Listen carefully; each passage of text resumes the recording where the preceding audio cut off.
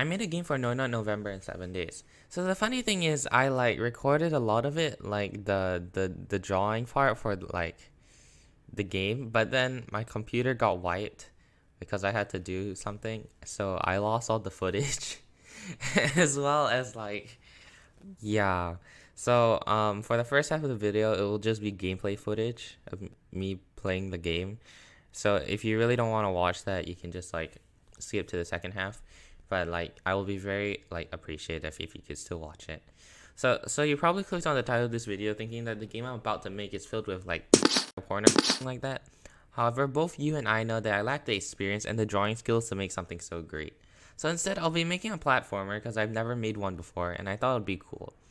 And also, just so you know, this video will be different from my others because it's currently the 15th and I need to get this out by the 28th, and it's currently the 26th, which means so this gives me like 7 days of coding and like 6 days of editing, but it's really 2 days of editing because I lost all the footage. But I have a lot of commitments, so this video will be, yeah, it's gonna be loosely put together and I'll have a lot of filler video and gameplay and coding or something, but mostly gameplay. So for day one, I mostly slacked, but I did get the project and got the character working, which took 30 minutes. Anyways, moving on to day two, I got started with the tiling system and I decided to watch a video to see how I can properly code this. And when I say watch a video, I really mean spam the right arrow key until I get to the part of the video I'm interested in. Also, the video will be linked in the description, because yeah. Anyways, one part of the video that really helped me is tile collision. And apparently there's a strict sequence of events that need to be made in a specific order in order for it to work properly. But like after a few bugs, I was able to fix it in under 2 hours, which for coding standards really isn't that bad. Next, I decided that I should add camera movement as everything is currently a still image, which isn't that hard, right? I mean, like, what's the worst that could happen? Me having to rewrite all my code? Yeah, I had to. Anyways, that took another hour, but I got it to follow the player around. And, yeah. So next, I decided to make a weapon that shoots projectiles, and here it is. Which is not, because anyways, the last thing I decided to work on would be jump mechanics, as you could previously bob in the air, so I made it so you can only jump after you land on the ground. Moving on to day 3, I decided to start on the sprites but mainly the tiling in the background. However, I didn't like how the tiles look after I drew all 6 of them, so instead I wanted a more pixelated look to that of the Fluffy's potato platformer, which somehow looks so good. So I drew tiles that were only 10 by 10 and scaled it to a resolution of 100 by 100. So in order to like give it a pixelated look. And this ended up working to my advantage as number 1, there are less pixels to screw up, so I'm better at drawing. And number 2, this took 30 minutes as opposed to 2 hours, which is always a good thing when you have a limited time. So another thing that was quite nice is I could use Microsoft Paint. And on that topic, since when did they allow for layers and transparency? Like, this is amazing. So following the level art, I decided to next work on the surrounding elements, which would comprise of moving clouds in a background. So I quickly made a background and clouds. So yeah. Moving on to day 4, I decided to work on the animations of the player, enemy, and bullets. So for the character, I wanted him to look as virgin as possible, so I modeled him after me. Just kidding, that would be too hardcore, and he wouldn't know how to be cool. So I modeled him after this image I found online, which actually helped a lot. Next, I decided to give him a run animation when I imported it, into the game made him look ridiculous. But you can't see it because I lost the footage. So anyways, I dialed that down and now it looks much more reasonable. But I didn't like how the ground felt like ice, so I decided to add some particle effects. So I can't procrastinate any further now, and I really have to make the pew pew. So I started by making the bullets collide with the towel, but then I met with like a pretty big problem. So you see, in this world there's something called children. And because YouTube wants me to preserve their innocence, they would implement an age restriction on my questionable content. Now, I don't want to get my video age restricted, so I can't just go to the walls and show my character out of a massive. So instead, I made a water gun that doesn't exactly shoot water. Creativity 100.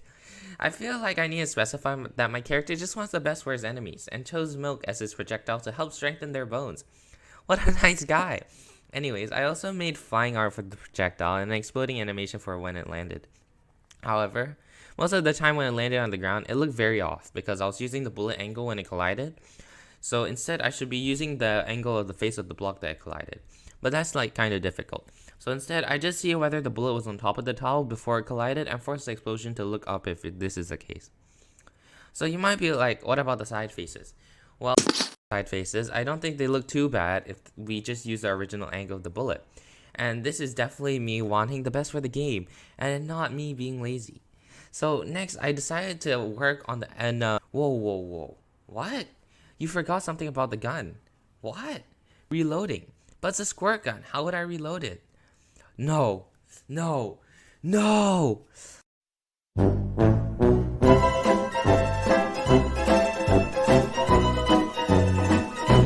And just for the children watching, he's just really enjoying refilling his canister with milk.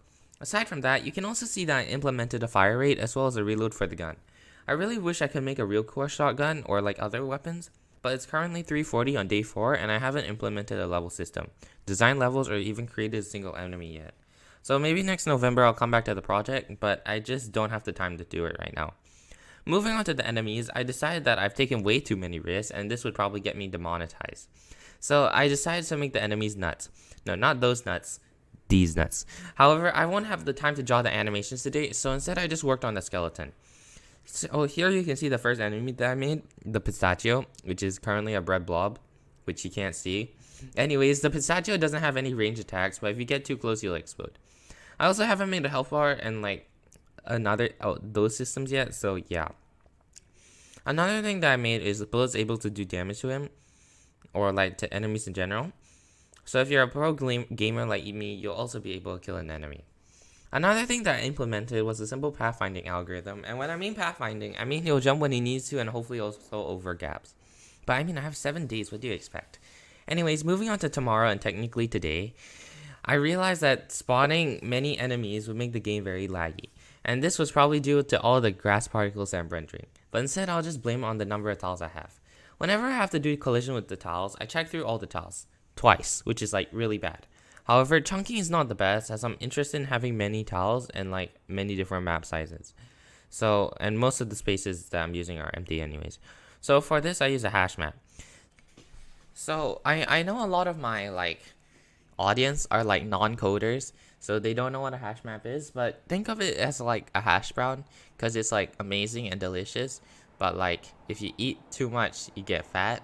If that's a good analogy.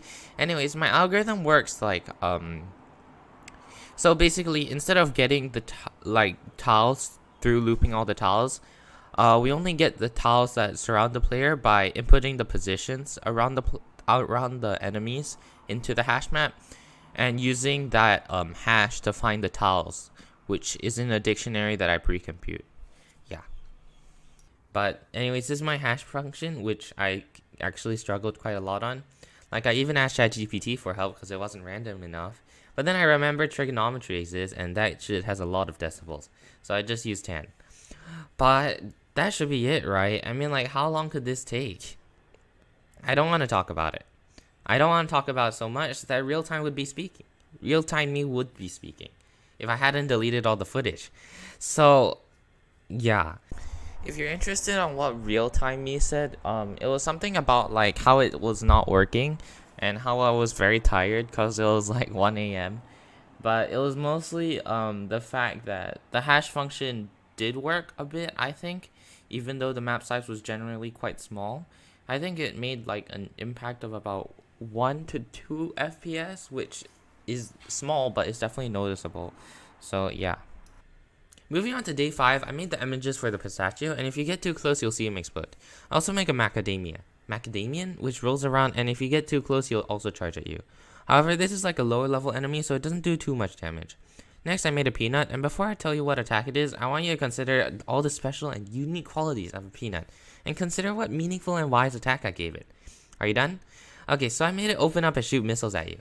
If you're about to go to the comments and start frantically bashing your keyboard about how this doesn't make sense, I want you to consider the possibility of a macadamia running up to you and driving its hard shell into your nuts.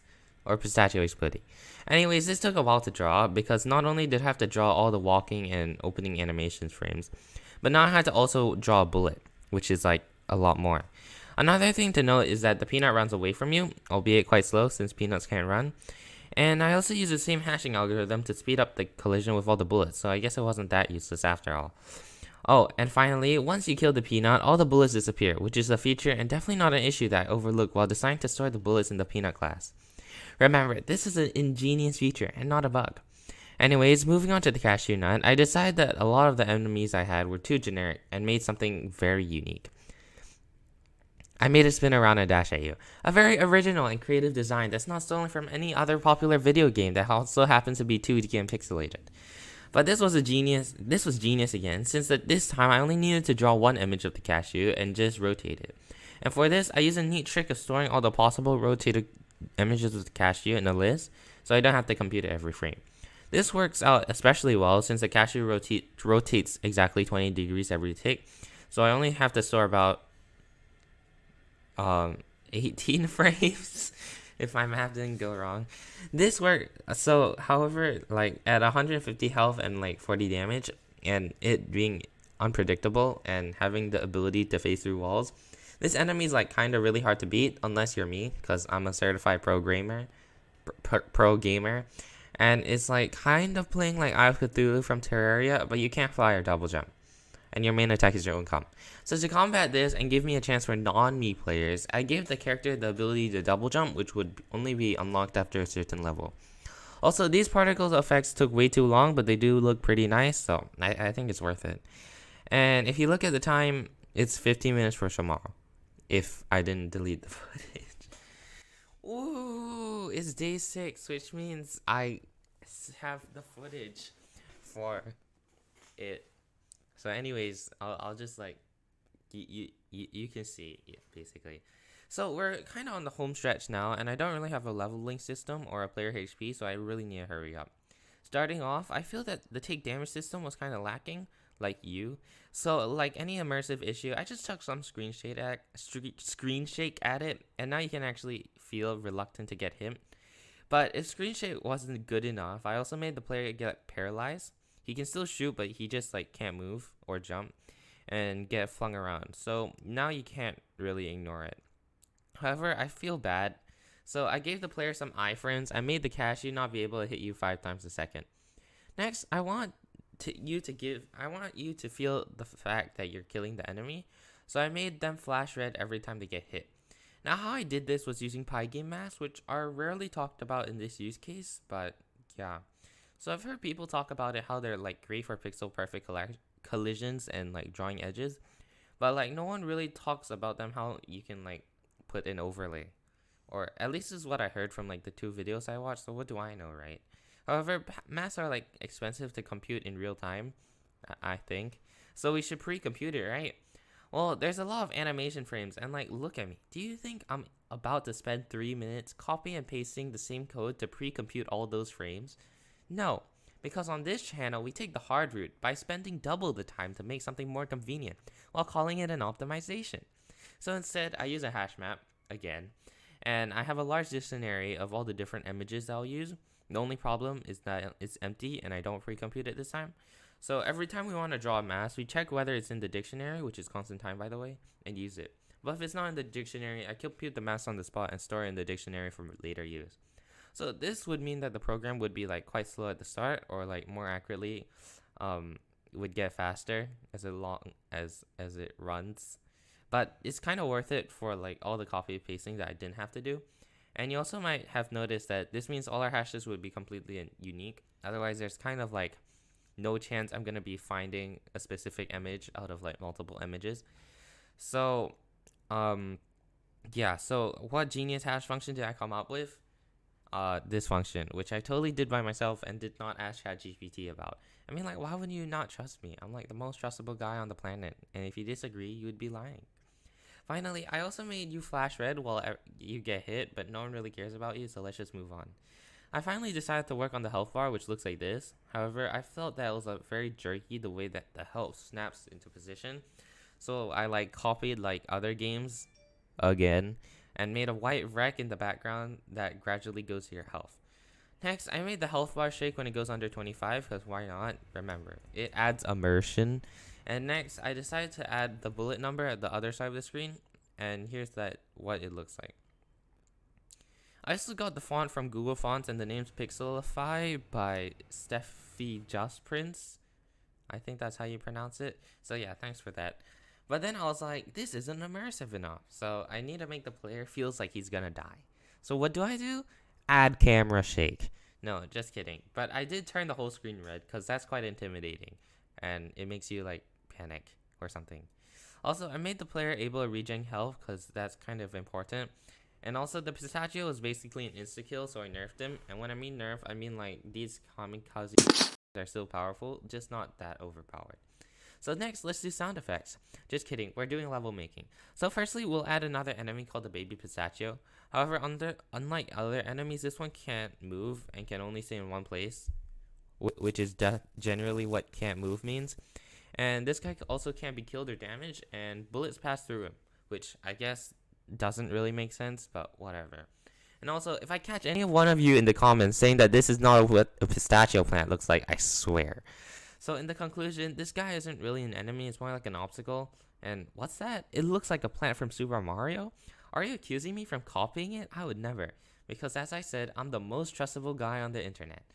Moving on, let's make checkpoints. So I quickly made a checkpoint particle, and when I mean quickly, I mean now it's tomorrow. So woo! Also, if I put too much of it, it looks like I'm going Super Saiyan, which I thought was pretty funny. Anyways, then I added checkpoints and a finish point, both of which don't care what your Y coordinate is as long as you pass it. So you get it. So also I made the checkpoints work, which sounds kind of obvious, but like come on, this is game dev. Nothing is obvious here. And also, what's the time? Yeah, just a few words from like present me, hopefully. I think I have that file. Okay, yeah, it's me. You can see the time right now. It's like 1 a.m. in the morning. Well, I mean, that sounds obvious, but it really isn't. Oh my god. Okay. Yeah, I'm gonna play my game while talking to you guys. So, it's currently, Monday, and I have one more day to finish this project. Otherwise, I would be lying that it's created in 7 days, and I'm not a liar. Trust me. No, so this is like concerning because okay, so let me tell you where I'm at right now. I got the tiles, I got the level making done. Well, not I didn't design the levels yet, but I got the level making done. I got all the enemies, but you know what I haven't done? The actual levels background, like all the art for the buttons, the main menu. What else? Yeah, point systems, time systems, and I have tomorrow to do that. And oh, and then sound effects as well. Yeah, if that wasn't enough, now I have to deal with sound effects. But like like it's like I have to do all the art, and like what you guys don't understand is I actually have like this is like my school laptop, and then my school like prohibits me from using it. Oh my god, they're just totally destroying me. My school prohibits me from using it at 3 a.m. So I mean sorry, 3 p.m. So I can't actually work on the project until like it's past 3 p.m., which is like not what you want when you're at a time constraint. So I mean, I'll see what I can do. I already have all my wait, let me pause here. Yeah, I already have all my SFX here, but I still need to make the sound effects class, otherwise it's kind of like not gonna work. How long is this recording? Oh, whatever. Yeah, and then I have to do the main menu, and I probably have to change this background. I don't know when I have to censor that part, cause it's like it's kind of like not PG-13 if you know what I'm saying. But yeah, I don't know why I'm doing this. I just want to show you how freaking tired I am. Please subscribe, by the way. I'm sacrificing my what? I'm sacrificing my sleep schedule for you guys. So yeah, subscribe.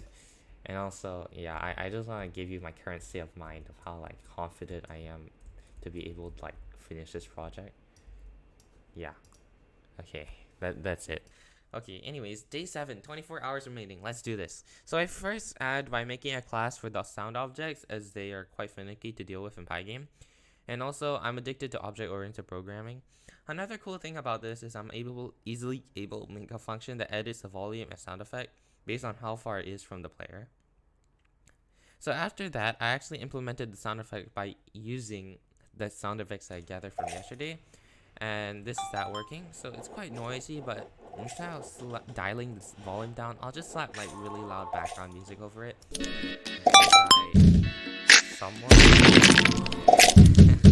After that, I decided to finish off where I left off yesterday, and I made the checkpoint signs and animations for it. And for the checkpoint, the logo will be, which I'm not gonna make a joke about since this video is already cutting it way too close. So let's just add a T and pretend that never happened. I also made a finish line sign. And before I work on the level management, I should get I should get started on the splash or title screen. So I drew button images and I made button classes as well as a handler. However, I needed like a title image, but I still don't know I don't have a name for this game. So what would my game be called? Not Villain November. So getting age restricted. After this, I made the settings, which has one customization. Actually, sorry, two customizations. Well, at that point in time, it's one customization, which is sound. Anyways, I then made the level images and let you select the level that you're gonna play. And it gives you stars and a timing based on the number of lives that you have at the end of the level. And the timing. Okay, so I have a confession to make. You see, I kind of surpassed the time limit of this project, but technically, I still made a game. It's just not fully finished. Anyways, I'm only recording now because it's now 12 a.m., which means that the challenge is done. And I should be done. But I'm not, because I'm not done. Okay, continuing back. Bye. And then after another 2 hours of working, I decided that it was too late and I should go to sleep. And I just would have like worked on the rest of the project tomorrow. And you can see that in this video right here. Okay, you can probably see it's 2:38. It's because like I had to iron out some bugs. I still haven't slept, but ironically, I'm not that tired because the game is actually quite fun. Wait, let me lower down my desktop volume so you can actually hear me like instead of the game. So I know I said like here's the thing, I won't get it done by today and I'll do it tomorrow or something like that. But like the thing is, it's 2:30 in the like right now, and I like really need to go to sleep. So you can see that I done all the levels till 6. The 7 is just not done yet. I haven't had the time and I've been kind of playing. So if I will upload this version, but it's like there's just no way I can complete it by today. I'll complete it by tomorrow, and then it's like you guys just have to deal with the clickbait. So yeah. Okay, so since it's an extra day, I'll make it quick and wrap up the video. So there's a few things I need to do. Number 1 is add some death particles for the enemy. Number 2 is like add sound effects. Number 3 is like let you turn off particles in settings. Number 4 is to like show you that you got a new high score, cause like why not? Number 5 is like to make a sprite for the jump power up, cause I didn't do that yet. Number 6 is that the game was laggy, and I'm gonna blame it on the background and Pygame's poor rendering system instead of my incompetent skill to code. So yeah. So I decided to give another option in the settings to give a low red image made from circles and rectangles.